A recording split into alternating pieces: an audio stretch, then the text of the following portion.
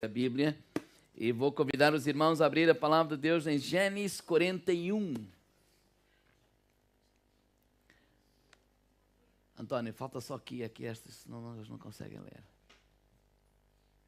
Se está para cima, então mete para baixo, para cima, que ele já liga. Sério, às vezes não liga primeiro. Só lembrar os irmãos, antes de ministrar a palavra de Deus, que a próxima sexta-feira é a primeira sexta do mês.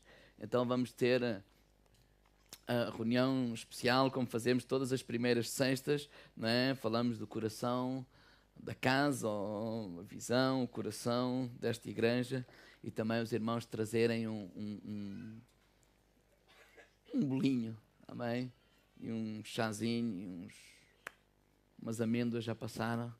Mas tudo aquilo que costumam trazer com abundância, graças a Deus, e é sempre um tempo de grande convívio e de comunhão uns com os outros. Glória a Deus. Gênesis 41, nós temos vindo a falar há umas semanas esta parte e demos como título a esta série do sonho ao destino.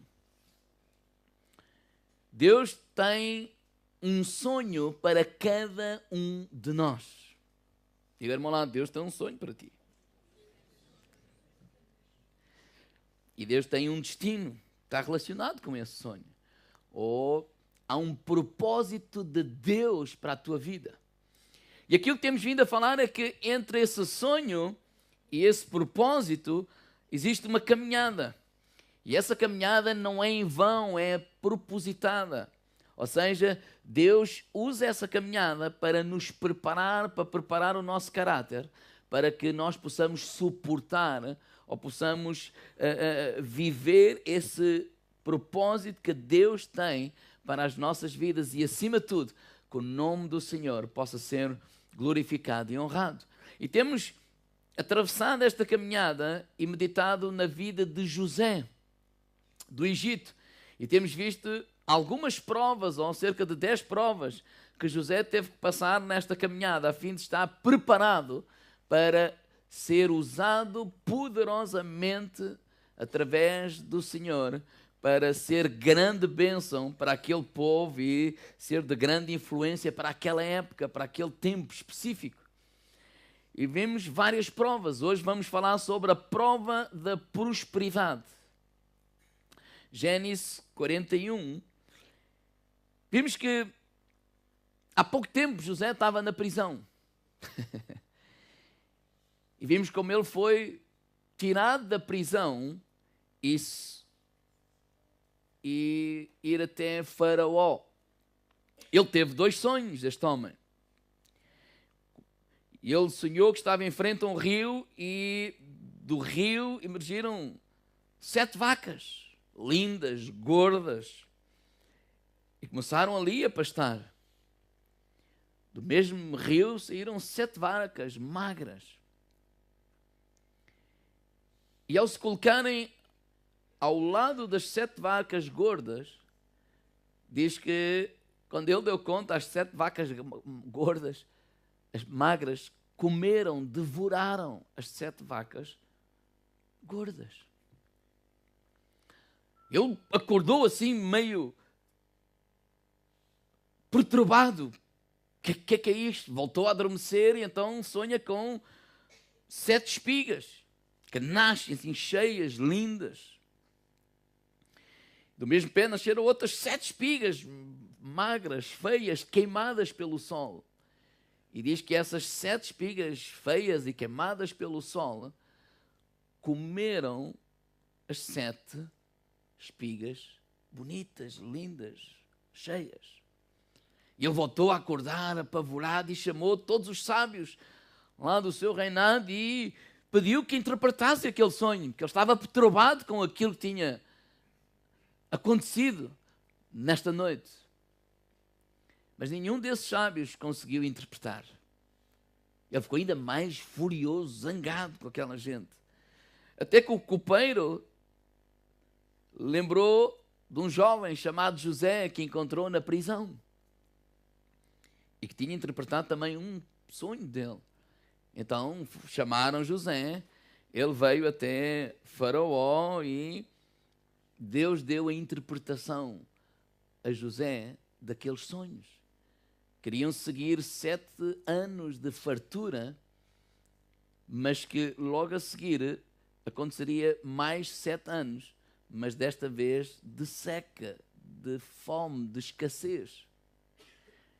Então o José dá um conselho a Faraó: olha, coloca alguém que possa administrar estes 7 anos de fartura e recolher do povo, guardar, para que depois possa ser usado para, nos 7 anos de falta, o povo não sofrer essa fome ou essa falta. E no versículo 33 diz assim então: portanto, Faraó se proteja agora de um varão entendido e sábio e ponha sobre a terra do Egito. Faça isso, Faraó, e ponha governantes sobre a terra, e toma a 5ª parte da terra do Egito nos 7 anos de fartura. E ajuntem toda a comida destes bons anos que vêm, amontoem trigo debaixo da mão de Faraó, para mantimento nas cidades, e o guardem. Assim será o mantimento para provimento da terra, para os 7 anos de fome que haverá na terra do Egito, para que a terra não pereça de fome, ou o povo. Pai, nesta manhã fala aos nossos corações, Senhor. Que possas, através da Tua palavra, o Teu Espírito ministrar a cada um de nós, Senhor. Em nome de Jesus. Vemos que Deus abençoou este plano de José. Na verdade, não era um plano de José. Na verdade, foram instruções de Deus dadas a José para Faraó e para aquele tempo, que Deus abençoou. Quando eu hoje quero falar sobre a prova da prosperidade, é porque quando eu olho a vida de José, vemos que José, em toda a sua vida, foi próspero. Porque quando falamos em prosperidade, não estamos a falar em riqueza, mas também em necessidades financeiras supridas. Mas vemos que ele, em várias fases da vida, Deus sempre o protegeu, o abençoou e lhe deu o suprimento para a sua necessidade. Na casa do pai, vimos como ele foi tratado, não é? Era o menino do papá. Mas quando saiu da casa do pai e foi vendido e vai parar à casa de Potifar, é como que alguém começa do zero de novo, e Deus, diz a Bíblia, que Deus estava com ele e Deus o abençoou. Não só abençoou o José, mas tudo onde ele tocava, Deus abençoava. E o patrão, ou o senhor de José, não é? Porque naquela altura não era patrão, não tem a ver com a nossa mentalidade. O senhor dele, aquele que mandava nele, que o comprou, foi abençoado também, de tal maneira que José podia não ter carros no nome dele, podia não ter casas no nome dele, podia não tudo aquilo ser do seu senhor, mas ele usava todas as coisas. Deus o abençoou. Na prisão, diz que Deus estava com José e o abençoou. Ele foi próspero nesse sentido que na prisão ele não foi tratado como um preso como todos os outros. Na verdade, ele ocupou o lugar, não que pedisse, mas do homem que estava encarregado, ou encarregue, desculpe, da prisão, de gerir os presos, de gerir a comida dos presos, de gerir aquilo tudo. Não foi que ele pediu, não tirou o lugar ao outro, mas o outro o colocou lá. Deus abençoava, e diz que aquilo que ele tocava, que fazia, Deus abençoava. Provavelmente quando o faraó ouviu não só o sonho, mas provavelmente ouviu a história deste homem. É que tudo quanto ele toca, tudo quanto ele faz, Deus é com ele. E Faraó o colocou sobre toda a terra do Egito. e Deus foi com ele. Ou seja, eu posso ver a bênção de Deus sobre a vida de José, não apenas quando ele chega ao número 2 do Egito e é lá o rei, entre aspas, não no trono, mas a gerir mas todo o percurso da sua vida, nós vemos que ele é abençoado. E uma das características que eu quero falar nesta manhã, como conselho, porque se eu perguntar quem é que quer ser abençoado, quem é que quer prosperar, todos queremos. É que eu olho para a vida de José e vejo que José sempre colocou Deus em primeiro lugar na sua vida. Sempre. Nos momentos em que ele vestia a tal túnica e era a última Coca-Cola no deserto, no sentido, era um menino bonito, ele achava que era melhor que os irmãos, mas quando ele foi vendido e quando ele foi escravo, podia se tornar amargo, podia se tornar azedo, podia se tornar uma pessoa que não gostamos de conviver, mas quando lemos a Bíblia e lemos a história, ele não se tornou essa pessoa. Tornou-se uma pessoa agradável. Podia se tornar assim, não, Deus me deu talentos, por exemplo, de interpretar sonhos. Não, mas isso era quando tudo estava bem. Isto agora não me chateiem, pá, a minha vida mudou, isto deu uma volta de 180 graus, olha, eu nem vontade tenho de levantar. Não. Ele sempre viveu voltado para os outros.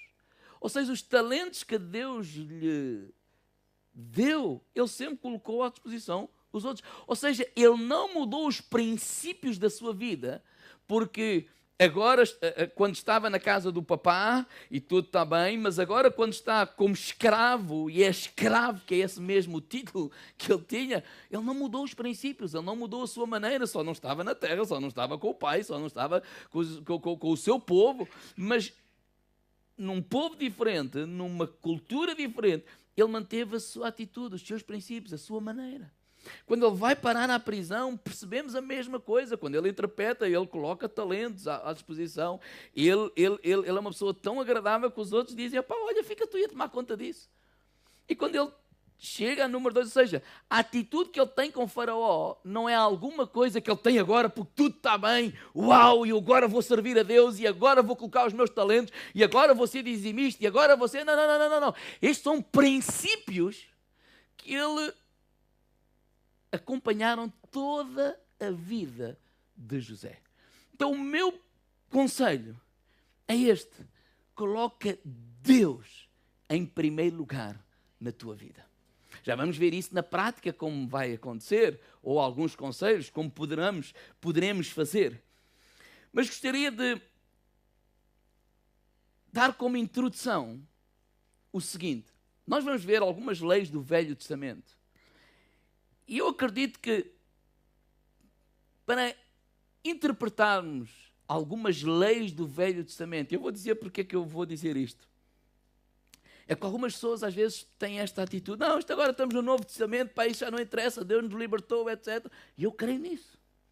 E vamos lá chegar. Mas todas as leis, mesmo aquelas que foram abolidas em Cristo pelo cumprimento que elas tiveram na sua totalidade, eu creio que cada lei, ela teve, ou ela contém princípios que são eternos.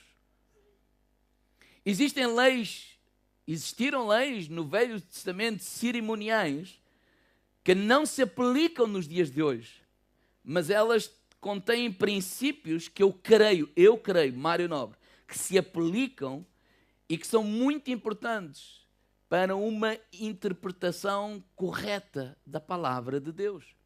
Nós sabemos que em Cristo toda a lei já foi cumprida e que nós não estamos mais debaixo da lei, mas da graça de Deus. Então nós hoje vivemos pela graça, não pela lei. Mas eu creio que isso não invalida que toda a lei, mesmo aquelas que foram ou que eram cerimoniais, como os sacrifícios de animais, que hoje nós já não praticamos, mas isso não invalida que elas não contenham princípios que revelam o caráter e a natureza de Deus e que nós devemos observar. Não a lei na sua formalidade, mas daquilo que está por detrás, aquilo que Deus quis ensinar com essa lei, ou seja, o princípio eterno. Porque, eu vou repetir, porque eles revelam a natureza e o caráter de Deus. E dei toda esta introdução porque é isso que eu creio. Porque às vezes eu ouço coisas, isso é ser religioso. E então eu dou comigo a pensar que tudo é ser religioso. Eu não vou entrar por aí, mas eu lavo os dentes todos os dias, mesmo que me chamam religioso. Porque eu não creio que isso seja ser religioso, eu creio que isso é.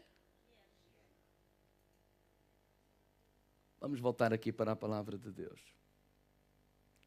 O primeiro conselho é: ponha sempre Deus em primeiro lugar na sua vida. Há um princípio que eu vejo por toda a Bíblia, que o primeiro pertencia sempre a Deus. Êxodo capítulo 13, versículo 1 e 2. Nova versão internacional, eu vou ler e diz assim: E disse o Senhor a Moisés: Consagra-me em todos os primogênitos, o primeiro filho, israelita, me pertence, não somente entre os homens, mas também entre os animais.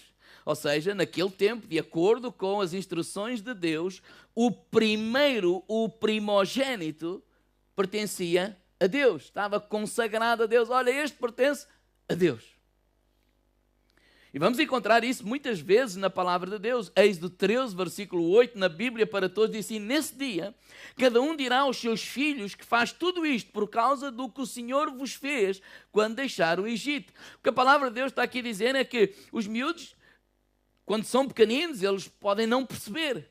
Mas ao verem a atitude dos pais, que sempre que nascia um primogênito macho, o consagravam. Olha, este pertence. Olha, vamos, este é para... Não, este não podemos tocar, este pertence a Deus.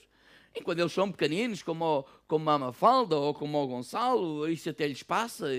Mas à medida que vão crescendo, eles vão se apercebendo que há alguma coisa que os pais fazem sempre. E mais cedo ou mais tarde, eles vão perguntar: porquê que vocês fazem isto? E disse: olha, vocês vão dizer porquê. Porque, olha, para nos lembrarmos daquilo que o Senhor fez por nós e nos libertou como um forte do Egito. Então, fazemos isso para reconhecer que tudo vem de Deus. E se nós estamos aqui hoje, foi Deus que nos libertou. Olha, os teus pais faziam assim, os teus avós faziam assim, os teus bisavós faziam assim, mas não fazemos só porque eles fizeram. Eles passaram esta ordenança, esta tradição, e há este porquê, há este propósito, porque é que nós fazemos isso. Êxodo 13, 12 e 13, na Bíblia para todos, diz assim: todos devem consagrar-lhe o primeiro filho, do sexo masculino, e todos os primeiros machos que nascerem dos vossos animais, porque os primeiros filhos pertencem ao Senhor. No caso da primeira cria de um jumento, deverão dar um cordeiro ou um cabrito como resgate pelo jumento. Se não derem um cordeiro ou um cabrito em resgate pelo jumento, terão de lhe partir o pescoço. Todos os primeiros filhos de uma mulher, a vossa descendência, serão resgatados por meio de uma oferta. Ou seja, o primeiro, segundo estas instruções, naquele tempo ou era para sacrificar ou era para redimir.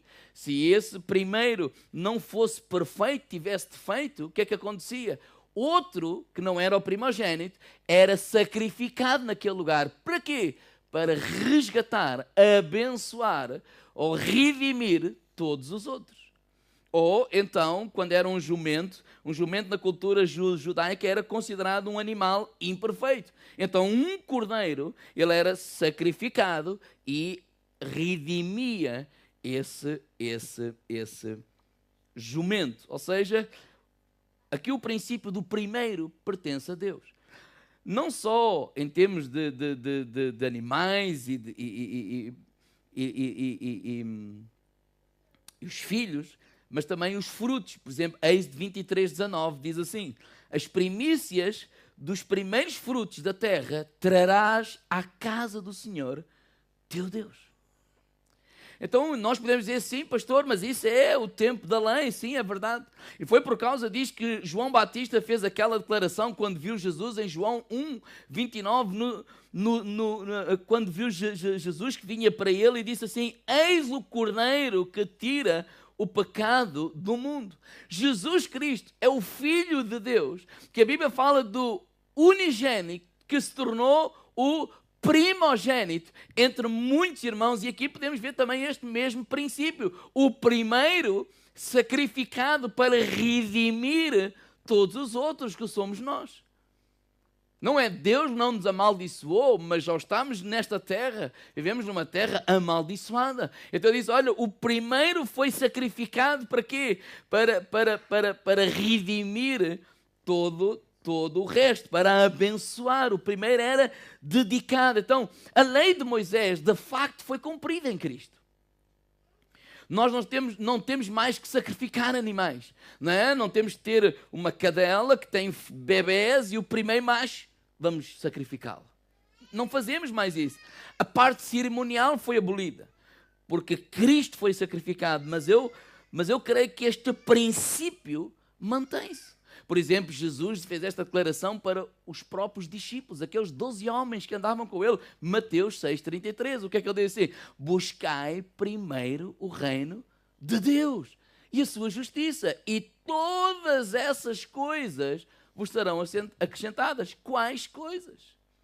Eles estavam preocupados com o dia da manhã, natural. Bem, agora vamos aqui seguir este homem, Jesus. Sim, a gente gosta de ouvir, as palavras dele são de facto fantásticas, mas o que é que vamos comer? O que é que vamos vestir? Como é que vamos alimentar a nossa família? O que é que vai acontecer de nós? E ele disse assim, por isso vos digo no versículo 25, não andeis cuidadosos quanto à vossa vida, quanto ao que comer, o que haveis de comer, o que haveis de vestir, ou o que haveis de beber, nem quanto o vosso corpo que haveis de vestir. Não é a vida mais do que um mantimento, não é? Olhai para as aves do céu, não semeiam, nem cegam, nem ajuntem celeiros, e o vosso Pai as alimenta, não tendes vós muito mais valor do que elas? E ele continua até que volta lá ao versículo 30, olha, buscai primeiro o reino de Deus, olha, coloquem Deus, o Pai Celestial, em primeiro lugar na vossa vida, e vocês vão ver que todo o resto, toda a vossa vida, não é só o que comer, o que beber, é tudo o que tem, o que é referente à nossa vida. Deus, o Papá Celestial, vai abençoar a vossa vida. É como que o primeiro, se nós dermos a Deus, vai redimir, abençoar todo o restante da nossa vida. Foi isso que Jesus fez. O próprio Deus deu em primeiro lugar. Ele deu Jesus. Mesmo antes de nós, poderei dizer assim, antes de ter certeza de retorno.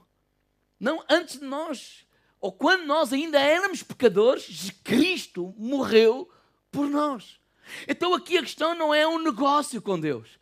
Aqui a questão não é o retorno. Não é dizer assim, não, eu vou fazer isto porque... Não. Aqui a questão é um reconhecimento. Não, Deus é o Senhor. Quando Ele diz aos vossos filhos, porquê que vocês fazem isso? Porque Deus nos libertou. Porquê que vocês fazem isso? Porque nós acreditamos que aquilo que nós temos, aquilo que nós somos, devemos a Deus. É Deus que nos abençoa. É Deus que nos chegou até aqui. É Deus, ou seja, na semana passada falámos dessa mentalidade, hoje estamos a falar da parte prática. Por isso nós fazemos isto. Eu não faço isto porque é religiosidade, eu não faço isso porque é tradição e tenho medo que Deus não... Não. Eu faço isso porque há um reconhecimento no meu coração. Deus é o Senhor da minha vida. Deus é aquilo que eu digo, olha, se não fosses tu, eu não estaria aqui hoje. Se não fosses tu, eu nem ar para respirar eu teria. E eu reconheço isso e quero dar o primeiro lugar na minha vida. Então, colocar Deus em primeiro lugar na nossa vida, em primeiro lugar, é um ato de fé, não um negócio. É um ato de fé. E sabe o que é que eu acredito? Que cada primeira coisa dada nunca será perdida. Mas cada primeira coisa não dada estará perdida. E diz lá em Mateus 16:25, diz isso mesmo. Porque aquele que quiser salvar a sua vida, perdê-la. Mas aquele que perder a sua vida por amor de mim, esse achará. Qual é o princípio? As primeiras coisas pertencem a Deus. Na prática, eu quero falar 3 conselhos. Práticos. Muitos outros, mas só 3. A Bíblia não fala do princípio de dedicarmos o dia ao Senhor. 6 dias trabalharás e ao 7º descansarás. O mesmo aconteceu com o próprio Deus.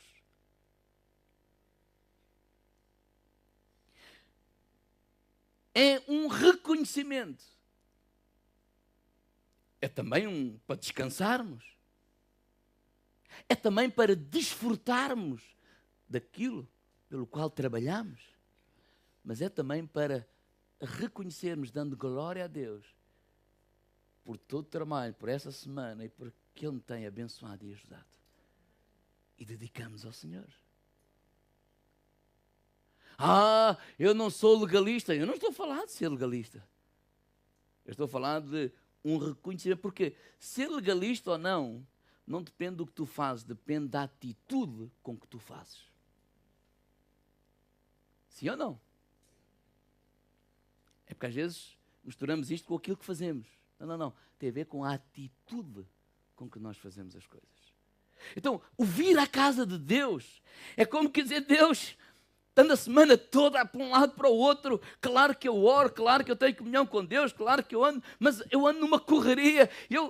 Este dia é para eu descansar, mas em primeiro lugar eu vou servir a Deus, eu vou à casa de Deus, eu vou dar graça a Deus, eu vou dizer, Deus, obrigado. Há alguma coisa que eu reconheço, é que tudo aquilo que eu tenho, és tu que me tens abençoado, és tu que me tens trazido até aqui, e eu jamais me quero esquecer disso. Às vezes nós podemos começar com humildade e vamos caminhando, mas depois à medida que crescemos e eu já não tenho tempo para isto, eu já não tenho tempo para aquilo, já não tenho tempo para aquilo outro. Mas quando ele diz assim, olha, diz aos teus filhos, não, eu cheguei onde cheguei, não é porque eu tinha tempo para isto tudo, eu cheguei onde cheguei porque coloquei Deus em primeiro lugar e Deus me abençoou. Então se agora estou aqui, se agora estou a ser mais abençoado, eu não vou esquecer deste princípio, porque quem me abençoa é Deus. E às vezes nós invertemos isto. Não, eu agora não posso, porque estou isto. Eu não estou a falar de um domingo, não. Estou a falar de um estilo de vida. Que às tantas ele visita a casa de Deus uma vez por ano. E é tão fácil nós nos enganarmos. Quando ele diz, ensina aos teus filhos, o quê? Não. Eu vou lá porque eu acredito nisto. Eu vou servir a Deus, eu vou cultuar a Deus, eu vou dedicar do meu tempo a Deus, eu vou dar do dízimo do meu tempo a Deus, porque eu reconheço isso. Eu cheguei até aqui, é o meu trabalho, é o meu esforço, mas em primeiro lugar é a bênção de Deus. Ou seja, aquilo que eu faço ali, eu creio que traz remissão, traz bênção, traz a mão de Deus, traz prosperidade para a minha vida. Eu não tenho medo de faltar ao culto ao domingo, Deus já não me vai abençoar. Não é isso que eu estou a dizer. Mas também não exageremos para o outro lado. Porque este é o princípio que eu acredito, que eu creio. Quando a Bíblia nos ensina, por exemplo, a dar os talentos ao Senhor. A parábola dos 10 talentos. A um deu 2, a um deu 1, a um deu 2, a outro deu 5.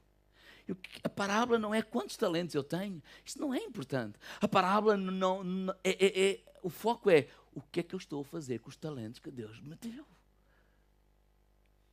Porque quando eu olho para a vida de José, em qualquer circunstância, em todo lugar, ele sempre se tornou bênção através dos talentos que ele tinha para outras pessoas. Certo? E o que é que nós fazemos com os talentos? Porque é fácil nós também começarmos a servir a Deus. E vocês sabem que eu não tenho aquela mentalidade de servir a Deus é apenas o que se faz dentro da casa de Deus. Servimos a Deus em todo o lugar, em todo o tempo e através de todas as coisas. Mas também não vamos exagerar para o outro lado. Qual é o outro lado? Não, eu ali, não, porque se ninguém fizesse nada aqui, tu não eras abençoado. Certo?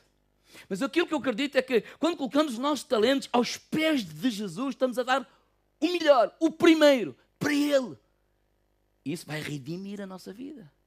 E de repente ele começou a tocar, ou a cantar, ou a fazer outra coisa qualquer, e Deus o vai abençoando, e disse, mas agora não tenho tempo, não, agora só vou lá para dar os restos. Não, vamos dar o primeiro. O pastor está a dizer isto porque nada, ninguém faz favor nenhum a Deus, nem a mim. Ninguém me serve a mim. Servimos uns aos outros, claro, mas nós estamos aqui a servir a Deus. Deus não precisa do nosso dinheiro, Deus não precisa do nosso tempo, Deus não precisa dos nossos talentos, Deus é o Senhor de tudo. Nós é que precisamos dele. Isso é uma forma prática, visível, de me lembrar a mim mesmo quem é que eu sou e quem me trouxe até aqui. Porque é fácil nós nos perdermos. Não. Há ali um lugar de partida que eu quero sempre lá ir. É a casa do Senhor. Ele é a minha casa, aquela é a minha casa. É naquele lugar que eu quero servir ao Senhor. Eu vou lá colocar os meus talentos. Eu vou fazer isto, eu vou fazer aquilo. Eu falei de tocar, mas pode-se pintar, pode fazer uma série de coisas. Tanta coisa que se faz. Tudo o que aparece aqui são os irmãos que fazem. Isso é talentos que Deus nos dá e colocamos. E eu acredito que é quando nós damos o melhor de Deus na casa de Deus, isso vai trazer o quê? Bênção, remissão, vai redimir, ou seja, abençoar toda a nossa vida. Porque o princípio está por toda a Bíblia. Agora, nós podemos cair neste erro. Eu considero um erro, mas respeito. Só não gosto muito que me chamem tradicional, religiosamente. Sério, não gosto. Mas porquê? Porque isso tem a ver com o coração. Tem a ver com o coração. Tem a ver com o coração. Eu gosto de ir à casa de Deus, pronto, esteja de férias ou não esteja. Onde Deus estiver, eu vou. Mas não tem mal não ir. Mas porquê é que tem que me chamar religiosamente por ir? Porque eu acredito neste princípio.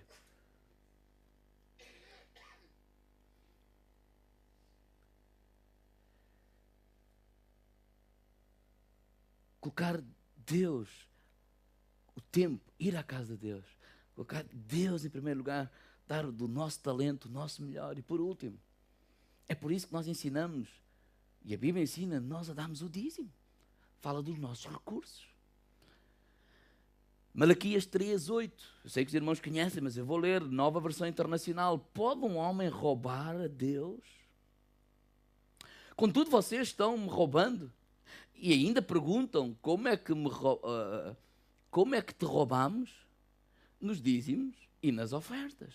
Vocês estão debaixo da grande maldição porque estão-me roubando. A nação toda está-me roubando. Ele não está a dizer que Deus amaldiçoou-os. Não.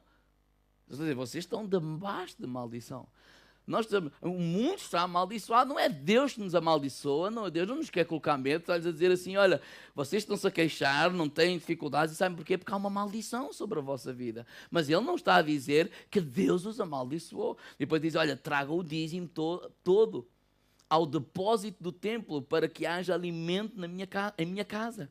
Ponham-me à prova, diz o Senhor dos Exércitos, e vejam se não vou abrir as comportas do céu e derramar sobre vocês tantas bênçãos que nem terão onde guardá-las. Impedirei as pragas de devorarem as suas colheitas, e as videiras nos campos não perderão o seu fruto, diz o Senhor dos Exércitos. É a parte prática de 10% dos nossos rendimentos pertence a Deus. É o princípio, não é? Não pertence à instituição A, não pertence à instituição B, nem pertence à instituição C. Diz ali, devemos dar aonde? Na casa onde nós somos alimentados. Por exemplo, se a pessoa está na internet agora, ou quem está a nos ouvir e está a nos ouvir, mas tem o seu lugar, a sua igreja, onde ele serve a Deus, é lá que eles devem dar o dízimo, não é aqui, porque nos estão a nos ouvir pela internet e porque me gostaram muito de me ouvir, ou seja o que for. Não. A Bíblia é clara, é naquele lugar que nós damos. A não ser que alguém faça deste lugar a sua igreja, ainda por internet.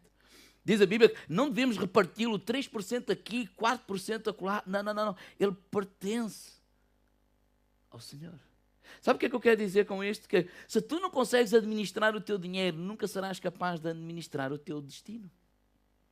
Quando a Bíblia diz assim, honra ao Senhor com a tua fazenda, Provérbios 3, 9 e 10, e com as primícias de toda a tua renda, e se encherão os teus celeiros abundantemente, e transbordarão de mosto os teus lagares. O que é que ele está a dizer? Olha, honrar a Deus com as primícias é a primeira parte.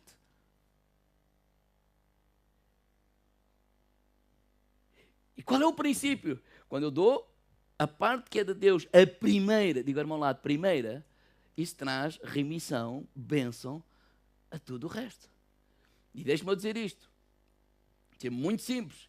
Tenho aqui 10 partes. 1, 2, 3, 4, 5, 6, 7, 8, 9, 10. Uma delas pertence ao Senhor. Não é isso que eu creio. Eu disse, aquilo que eu creio que a Bíblia diz é a primeira pertence ao Senhor. Não é uma delas. É a primeira pertence ao Senhor.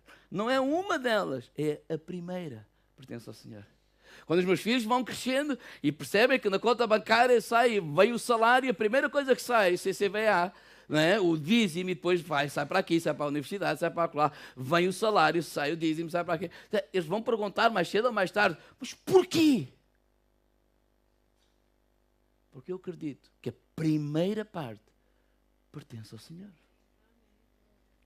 Olha, se nós estamos onde estamos, se tu consegues e o pai consegue pagar a universidade, se o pai consegue isto, consegue aquilo, aquilo que eu creio é que é Deus que nos abençoa. E sabes porquê?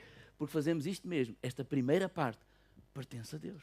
Ninguém nos obriga, ninguém nos coage. É um reconhecer que é assim, aquilo que eu tenho e onde eu estou pertence a Deus. Eu dou graças a Deus. Quando nós olhamos para certas coisas na Bíblia, eu acredito que não é coincidência. Pode ser, mas eu não creio. Por exemplo, a primeira cidade a ser conquistada quando o povo saiu da terra do Egito foi Jericó. E os primeiros despojos, Deus disse assim, olha, todos os despojos, ele nem disse para darem, disse trazerem ao templo. Os primeira cidade conquistada e os primeiros despojos, ele disse assim, tragam ao templo. E as outras cidades que eles conquistaram a seguir, ok? Ele não disse, olha, vocês conquistem 10, 15 cidades e de uma delas tragam. Não, porquê? Porque quando eu dou o primeiro a Deus, ele servia para quê? Para redimir tudo o resto. Então aqui a questão não é dar nem o segundo, nem o terceiro, nem o quarto, nem o quinto. Mas é a mesma coisa. Não. O primeiro, diz a Bíblia, que ia redimir tudo o resto.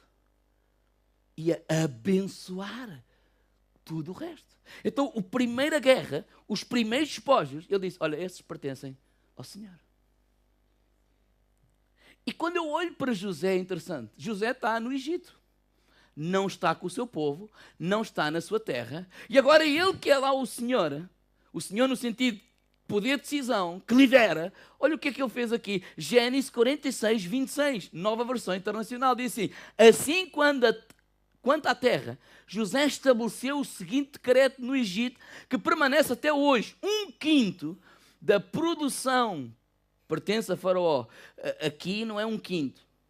O IRS, o IRC para as empresas, os recibos verdes vão muito mais. Mas pronto, isso é outra história.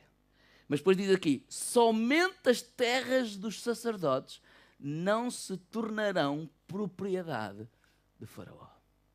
Ou seja, vemos aqui o quê? Que José honrou a Deus mesmo na terra dos egípcios. Porque era um princípio da vida dele. Mesmo noutra terra, mesmo com outra cultura, ele disse, não. O que pertence a Faraó, mas o que pertence a Deus, Faraó não toca. A grande diferença entre Faraó ou entre o nosso governo e Deus é que o nosso governo, a gente olha para a folha e ele já não está lá. E Deus disse, não. Eu dei-te livre arbítrio. Eu coloco isso nas tuas mãos. Porquê? Por causa do legalismo? Não. Por causa do nosso coração. Porque aquilo que Deus quer em primeiro lugar é a atitude do nosso coração. Eu não sou obrigado a fazê-lo. Posso não fazer. Tenho autoridade para não fazer. Não vai cair o céu se eu não fizer. Mas há uma coisa que eu vou fazer.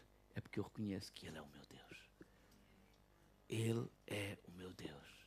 É isso que eu vou ensinar aos meus filhos. Quando eles perguntarem, olha, fazemos isto por isto, porque acreditamos que Ele é que nos dá e nos tem dado e nos trouxe até o lugar onde nós estamos. Aquilo que tu tens, a maneira como tu vives, não tens falta, tens as necessidades supridas. O papai e a mamãe acreditam que esta nossa atitude faz com que a bênção de Deus esteja sobre a nossa vida e, por conseguinte, está sobre a tua vida. Porque é isso o nosso princípio. É isso que nós acreditamos. E para terminar, eu vou só lembrar aquela oferta de Caim e Abel. Quando Abel era pastor de ovelhas, Caim lavrador, e Abel trouxe ao cabo de dias o primogênito.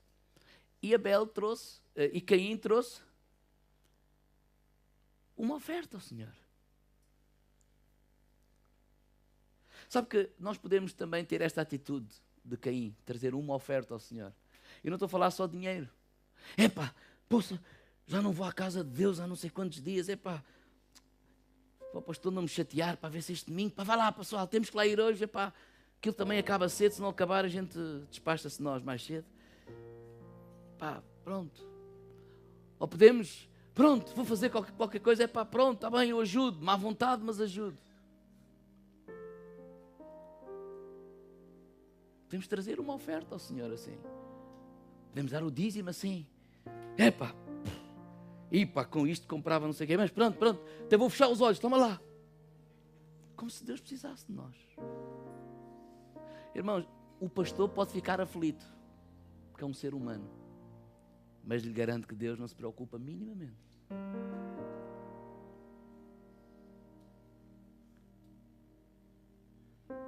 Quando eu digo não se preocupa, é porque Ele não está à espera desse dinheiro, ou desse talento, ou dessa visita, ou desse teu vir, para fazer seja o que for, porque Ele é Deus.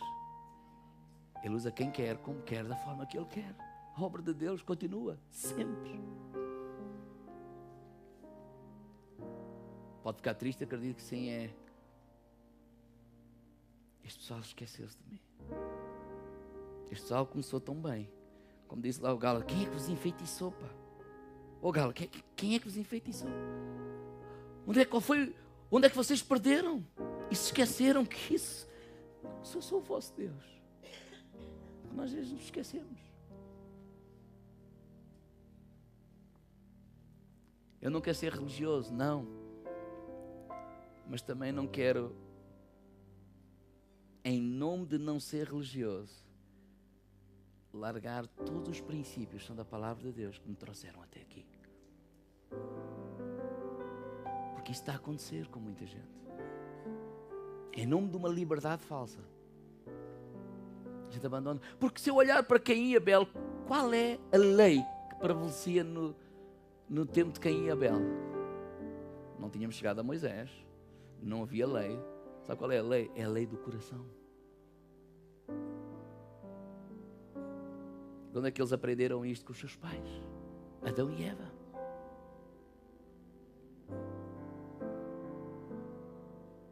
Quando Adão e Eva pecaram, estavam nus e foram fazer folhas para se taparem. E Deus disse, não, eu não quero nada disso. Matou um cordeiro e vestiu com peles de cordeiro. Eles passaram esse princípio aos filhos.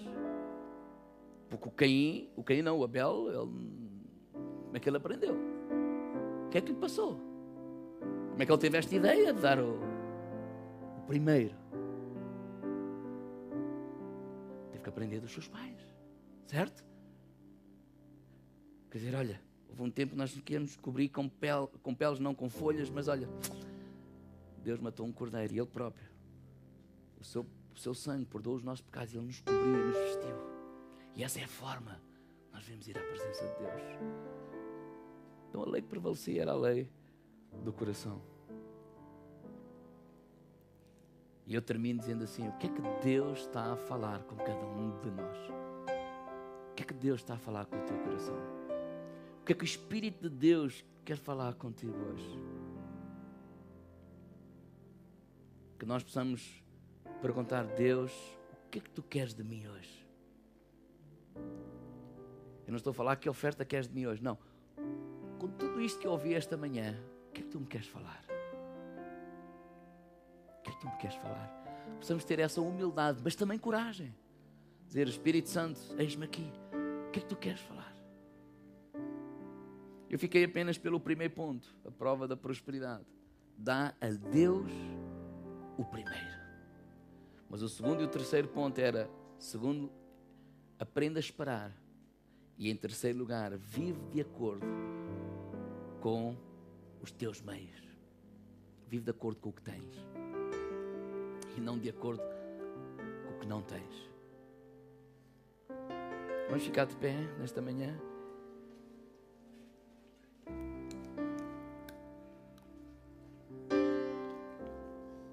Fecha os teus olhos. Será que podes perguntar a Deus, o que é que tu queres me falar? Espírito Santo, o que é que tu queres de mim hoje? O que é que tu queres de mim hoje?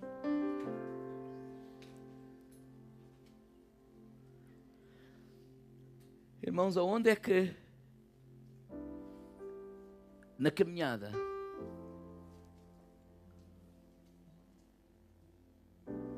nós honestamente, em nome de não sermos religiosos ou em nome de uma liberdade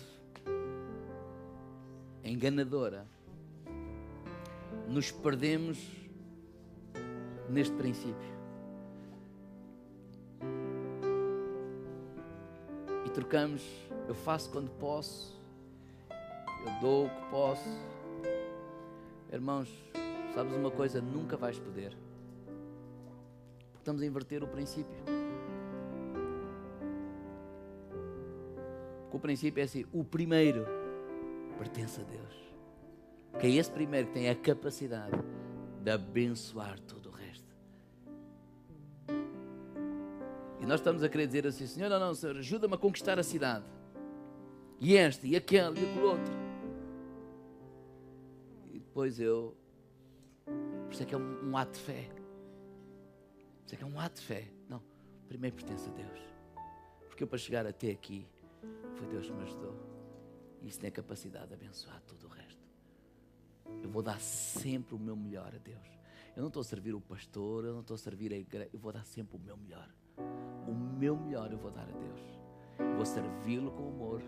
Eu vou dar os meus talentos com todo o amor e dedicação, porque em primeiro lugar, acima de tudo, eu estou a servir. Eu sei que sirvo as pessoas, mas no meu coração, acima de tudo, eu estou a servir Deus, servindo as pessoas.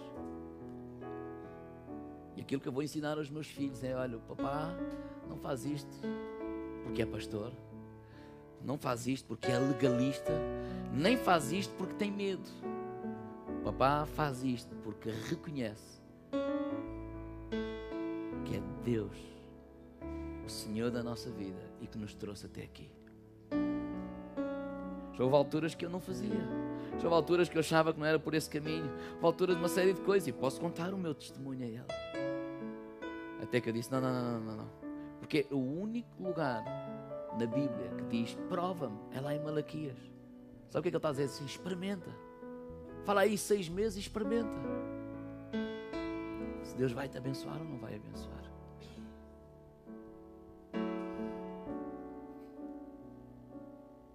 Vamos fechar os olhos e vamos orar.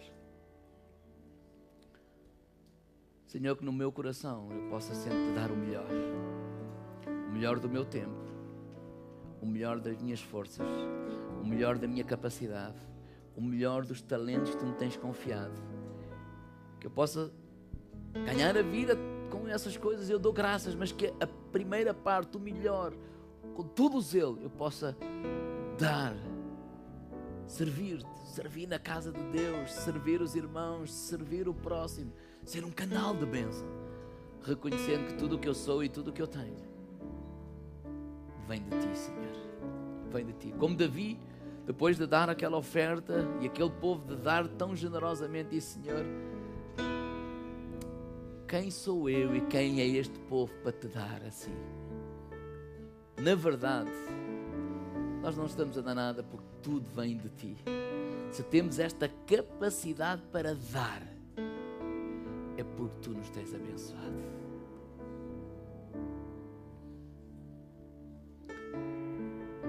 Senhor, que eu possa viver isto, Senhor. Que na prática possamos viver isto. Possamos imitar José, independentemente da fase que ele estava a viver. Deus é ponto acento, primeiro lugar. Deus, primeiro lugar. Deus, primeiro lugar. Amém. Se tens de arrepender de alguma coisa, falo agora, entre ti e Deus. Fecha os teus olhos.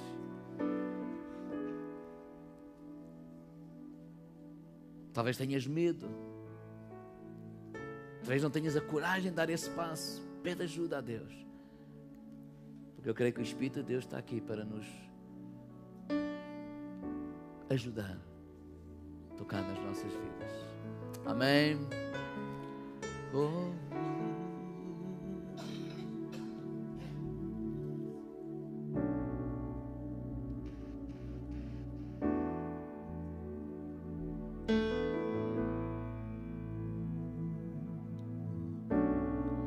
Sei que os teus olhos sempre atentos permanecem em mim, e os teus ouvidos estão sensíveis para ouvir meu clamor. Posso até chorar, mas a alegria vem de manhã. És Deus de perto e não de longe, nunca mudaste, tu és fiel.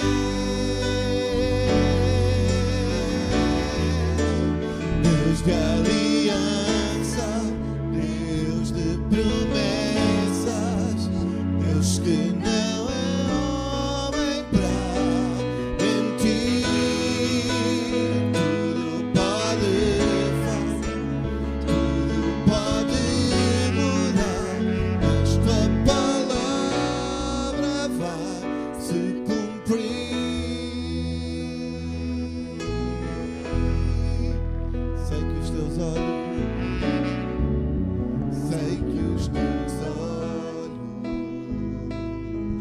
sempre atentos permanecem em mim, e os teus ouvidos estão sensíveis para ouvir meu clamor. Posso até chorar,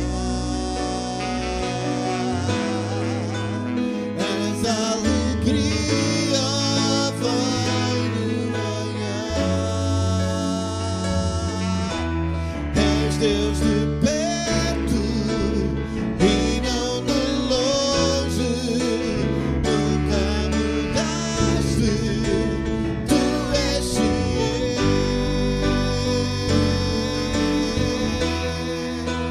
Deus de aliança, Deus de promessas, Deus que não é homem para mentir, tudo pode passar, tudo pode mudar, mas tua palavra vai se cumprir. Deus de aliança, Deus de promessas, Deus que não é homem para mentir, tudo pode passar, tudo pode mudar, mas tua palavra vai se cumprir.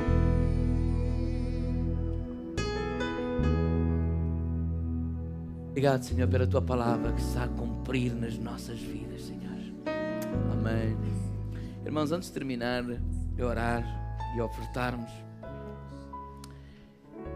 gostaria muito de dizer isto, irmãos, que o meu coração é coração como de um pai, porque eu tenho uma responsabilidade. Hoje, aos meus filhos mais velhos, principalmente a Daniela, eu não mando nela. Eu dou a minha opinião, o meu conselho. Mas ela toma as decisões da vida dela.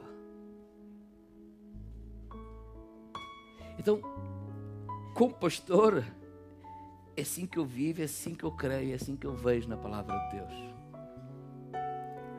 Mas cada um de nós é livre. Porque às vezes pode haver cá, ó pastor, eu não acredito nada disso, venho quando quero, dou o que quiser. Claro que sim. E é bem-vindo. Nós te amamos, abraçamos.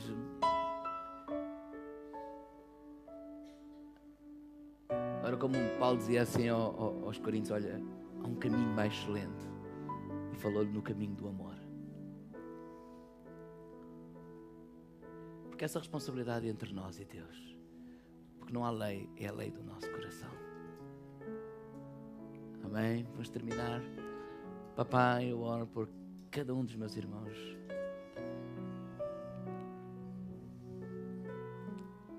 Que cada um de nós possa ter essa revelação da Tua Palavra. Tu és a pessoa mais importante das nossas vidas. Na verdade, eu oro pelos nossos filhos. Que eles caminham connosco, vêm a fazer o que nós fazemos e começam a fazer. Mas que cheguem àquele dia em que eles próprios têm essa revelação e encontro contigo. Aquele patamar que não mais eu vou fazer porque os meus pais me ensinaram, eu vou fazer porque Deus é o Senhor também da minha vida. Porque eu reconheço que Deus me salvou, Deus me libertou, que quando eu ainda era pecador, Jesus morreu por mim na cruz do Calvário. Eu vou fazê-lo porque eu reconheço que é Deus que abre as portas, é Deus que me abençoa, é Deus que me trouxe até aqui, é Deus, Ele é o meu Deus, o meu Pai. Eu oro por cada um deles, que mais cedo ou mais tarde possam ter esse encontro contigo, Senhor. Assim como toda a congregação, Senhor. E possamos desfrutar daquilo que Tu prometes na Tua Palavra. A Tua bênção sobre as nossas vidas. Como acontecia com José. Tudo onde ele colocava a mão, o Senhor abençoava. Todas as fases que ele viveu, o Senhor era com ele. Que o Senhor seja com cada um dos meus irmãos. Que tudo onde eles coloquem as suas mãos, eles possam ver a Tua bênção, a Tua sabedoria. Tu possas lhes dar sabedoria, graça em tudo aquilo que eles fazem. Em nome de Jesus. E todo o povo de Deus diz comigo: amém. Amém. Glória ao Senhor. Deus é bom. Amém. Eu deixei para o final para terminarmos com alegria e honrarmos a Deus com as nossas ofertas, está bem? Com os nossos dízimos, com as nossas ofertas alçadas, com o fruto do nosso trabalho. Amém? Vamos semear e terminar com alegria.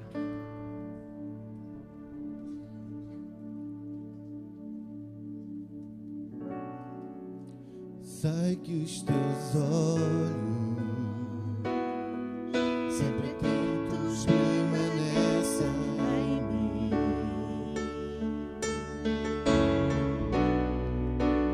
e os teus ouvidos estão sensíveis para ouvir meu clamor. Posso até chorar, mas a